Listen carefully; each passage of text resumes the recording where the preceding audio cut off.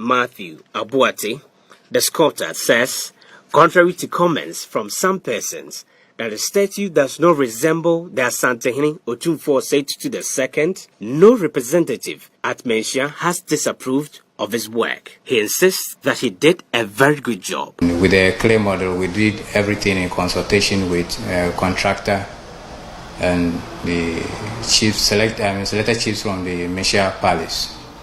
So after the clay model, before we could complete the clay model, Menchia has come over to make sure everything was being done with due diligence. So I think they came there about 6 times before we completed the clay model. And when they gave us the green light as to the resemblance and then the completion of the work, contractor, being the company that commissioned the project, also took a picture of the clay model and submitted to their counterparts both in Brazil and in UK to also have their final say on the resemblance of the colossal statue that we have there. And when they were also satisfied with it, we proceeded to the second process, which was mold making.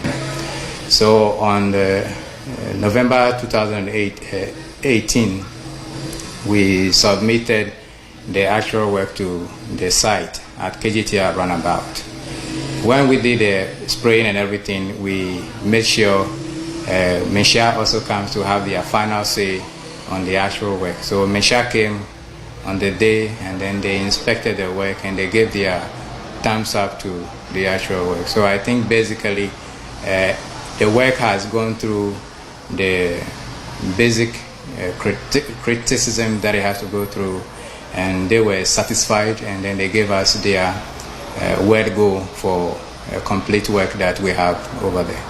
The graduate from the Kwame Nkrumah University of Science and Technology with Masters of Fine Arts in Painting and Sculpture says his piece of fine art went through various processes before getting approved. According to him, he exhibited high sense of professionalism whilst carving out the statue. These residents of Kumasi disapprove of his work. I think the statue doesn't really look like Otumfuo himself, but I think it's just something to symbolize his achievements for the Asante state. You can't differentiate either look like him or not, because I know what my grandfather used to wear. You understand? That I can verify that, oh, my grandfather, whenever you go out, he wear this type of clothes.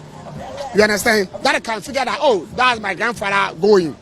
But this one around, there's no clothes around him. But this man thinks he was spot on. Actually, when you talk about resemblance, it depends on where maybe you are looking at from.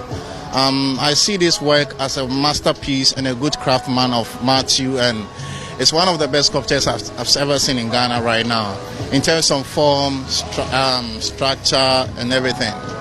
Actually, one of the best work I've ever seen, I've come across.